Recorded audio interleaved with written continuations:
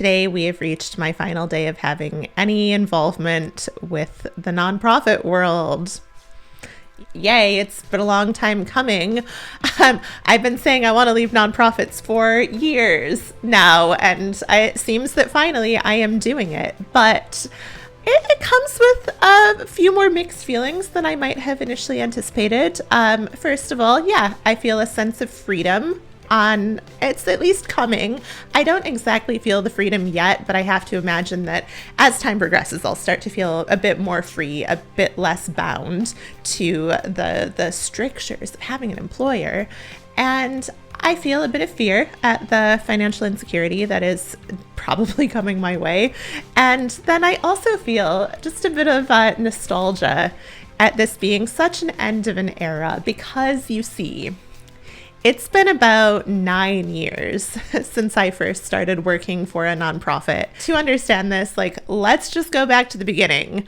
And so we're starting in 2015 when I am 25 and I am a fairly early stage PhD student. And now I am volunteering for a small London charity that has to do with my public health research.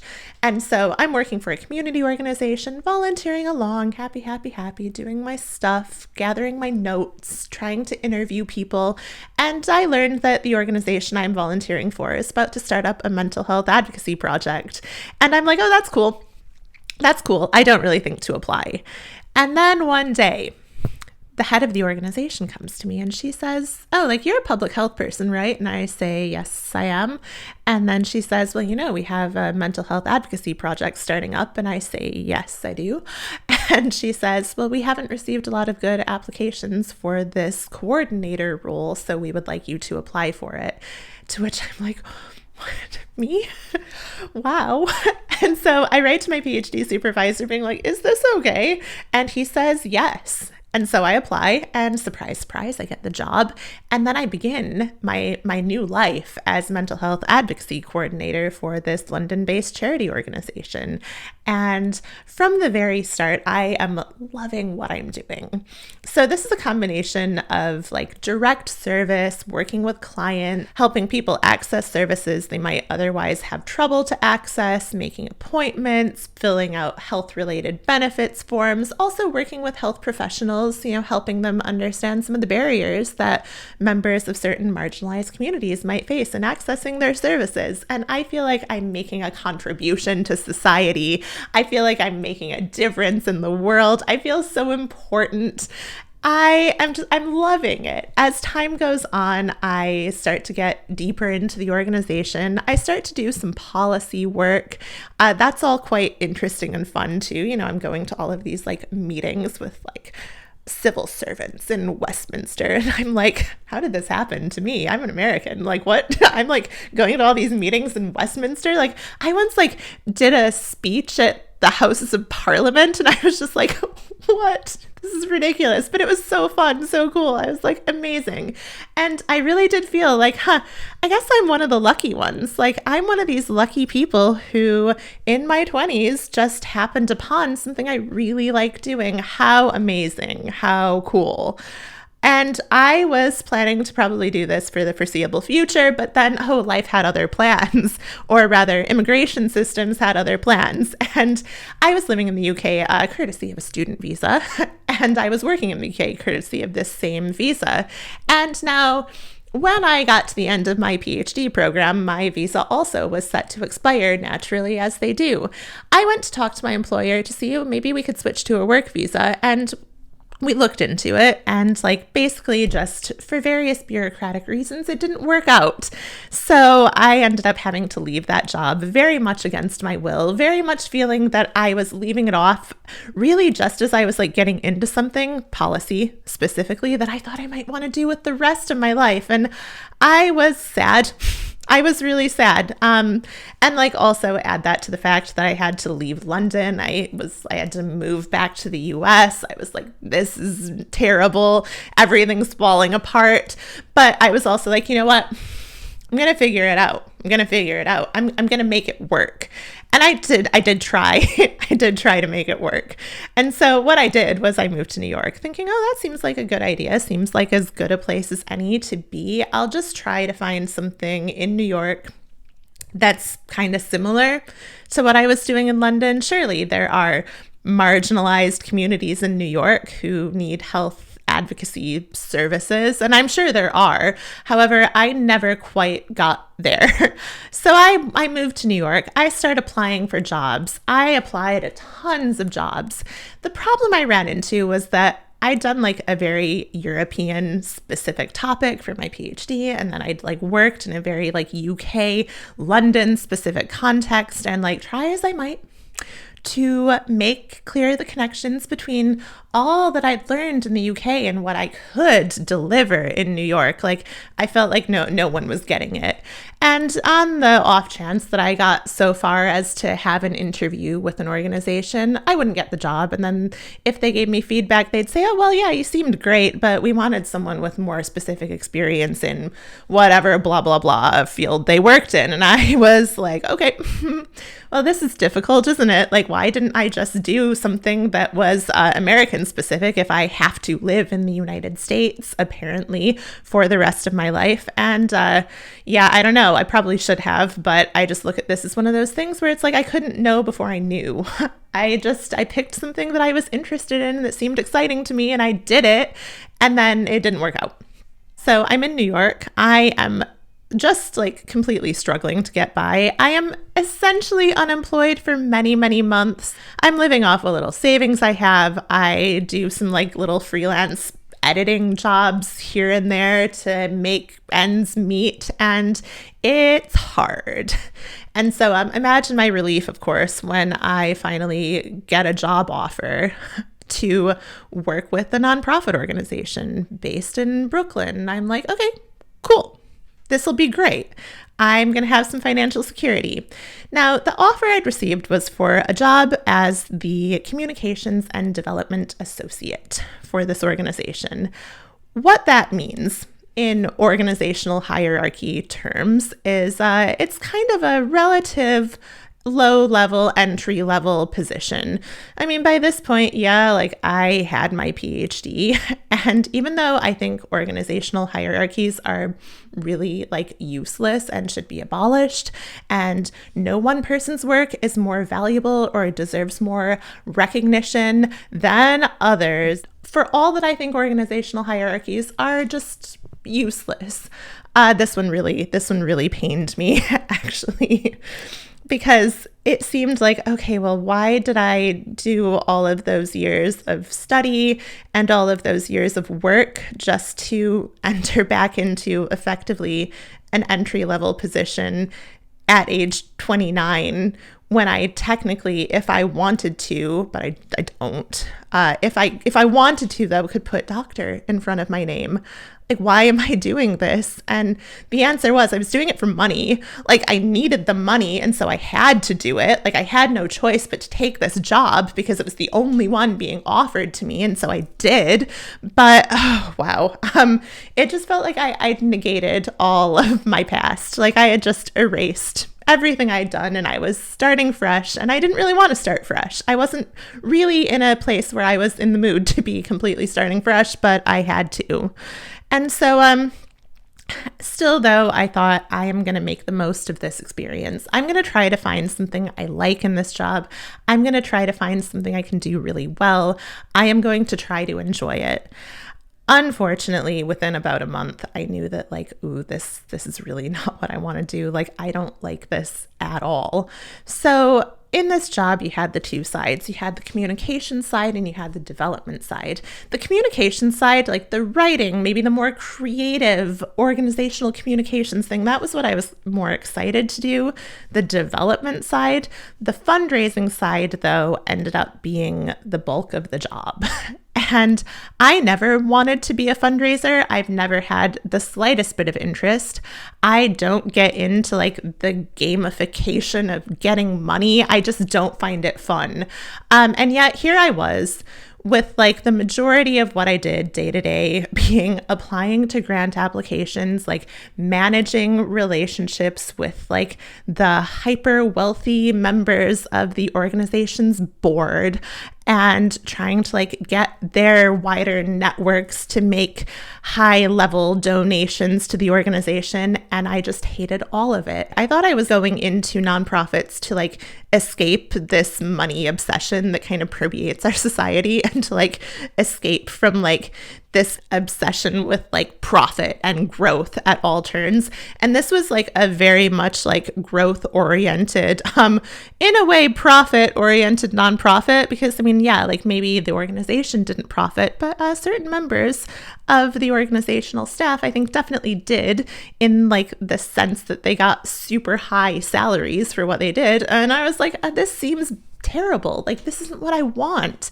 And then simultaneously, while some members of the organization staff were paid excessively well, I was paid excessively poorly. I was making $45,000 per year, living in New York City. And let me just tell you, $45,000 per year in New York City does not go very far.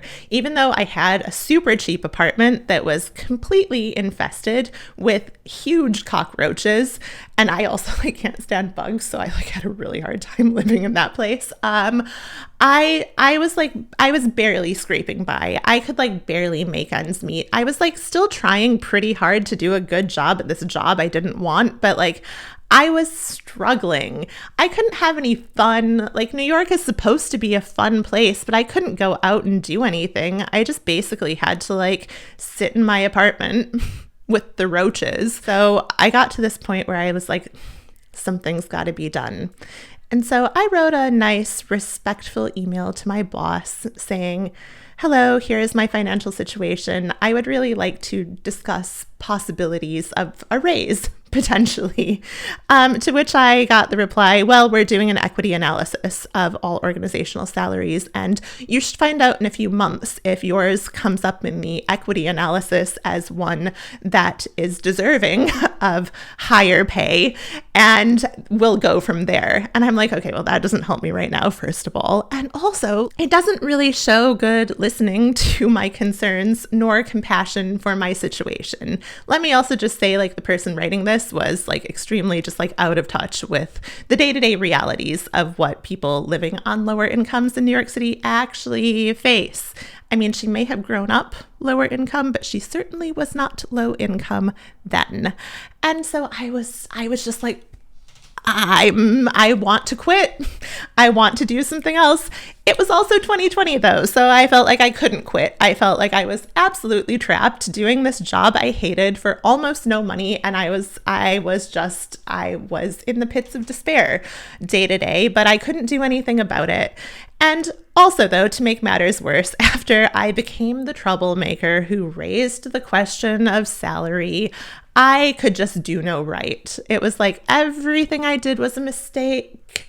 My writing was ripped apart. Like I feel potentially scapegoated because I talked about salary, and my life became very unpleasant. I did, after a few months, leave the organization voluntarily, but also felt very much like I was pushed out. And I decided after that, you know what, I think I'm going to go freelance for a while, because I could not stomach the idea of like going into another like full-time work situation. I made contact with the employer that would become first a freelance employer, then a full-time employer, then a freelance employer again, up until today. And like, let me just say, I have nothing bad to say about this employer. Like, all that I'm going to say from here on out, it's like, it has nothing to do with the people or the organization. They were very nice, very kind, very caring. They gave me opportunities to try to develop myself. They, I think, respected where I'd come from. And so no criticism. Once I started, once again, I was still trying to like muster this enthusiasm for the work I was doing. And the thing about working in nonprofits is like, you very much have to be mission driven. it's like you can't just show up to do a job. You have to live the values of the organization. You have to internalize it in every way and project it in every way, or that is the expectation. And for me, I was at this point of being exhausted by the field, exhausted by the jargon, exhausted by the nature of work, exhausted by what I saw as just like the pointless game of it all, of begging for donations from the rich so you can operate your little nonprofit organization. Like, I was so tired. I was just so tired. And I just didn't have it in me to show up every day, not only to do what I was paid to do, but to do this extra, in some ways, emotional labor, is it? To show up as something maybe that you're not, and to be this person that you aren't really. You can't just do your job. You have to do so much more. And so I was just trying and feeling like I cannot be right now who I need to be. I cannot project this image of this like hyper enthusiastic social change nonprofit girl. I just want to go to bed. Like, I want to sleep through the next several years. Like, I don't want any of this. And yet I had to keep going and keep pushing and keep trying. And I kept trying. And all the while I kept saying, I think I need to leave nonprofits. I think I need to leave nonprofits. I think I need to leave nonprofits. And yet I didn't for years. For a couple of years, I was absolutely convinced that I needed to leave, and I felt that I couldn't leave because I was afraid. I was afraid of what came next. I was afraid to take a hit in my income. I was afraid to really try something new in the event that it didn't work out. And then I would think, well, why did I leave this relatively safe and secure situation I was in before? And I was burning out, though. I was burning out, and I couldn't do anything about it. And so this year progressed, and I was still doing my job. I was doing it as a freelancer now because of just issues of international tax, whatever. It's very boring. But I was doing a freelance job, and I just felt myself so exhausted. And still, in the back of my mind was this, I have to leave nonprofits. I didn't know how. I kept thinking, when I entered into the world of work, I really wanted to be a writer. When I was 18 and I graduated from high school and I went into college, it was with the thought that someday I'm going to be a writer. And yet I felt that I hadn't written really for myself. I hadn't written in my own voice in such a long time. And I felt that all of the energy that I had to put towards writing went towards writing for organizations and went towards conveying ideas in someone else's voice, some organization's voice. And there was nothing left for me. And that just compounded the frustration because, like, the creative outlet that I wanted to have, the creative outlet that I'd relied on throughout my life, now I was paid to do it. And yet it just felt so empty. And again, I thought, I have to leave. I wrote up several resignation letters to this freelance job, and I planned to, by the end of this year, to figure out my exit strategy. And then I guess, somewhat fortunately, the freelance job I was doing ended up getting eliminated, in a sense, in some restructuring of the organization's valuation processes. And so they told me, hey, like, this job isn't going to exist anymore. And I'm like, fine, we're on the same page. I don't actually think it should exist. Like, I didn't think I was contributing anything really, honestly. And cool. So that was that, and I mean, that I guess was the end of all of it. And now I'm just like, I'm on the last day. I'll sign in today for one more call, and then that's me done with nonprofits. I am hoping forever. And now I'm really in this position of having to figure out, okay, well, what's next? And I don't really know what that's going to be. But what I can say is that I have thought before of just seeing if I can pick up where I left off before my student visa expired, see if I can go back to becoming some kind of nonprofit policy person in the UK. And as I think about that, even though there is still part of me that remembers how exciting that felt, I think that I don't think I could go back. I think that I have seen too much into the belly of the beast of this sector. I have seen too much of how things operate, and I just don't think I can do it anymore. I don't think I can apply the same naive enthusiasm to the day-to-day of work with another nonprofit organization. And I think I'm really at this place where I just need to really find something else to get naively enthusiastic about. So whatever comes next, I hope that I can get back to that feeling of enthusiasm and joy in doing it, and to kind of get back to what I had, but I don't think I can have anymore in the nonprofit world. And so here we are. I guess onwards and upwards.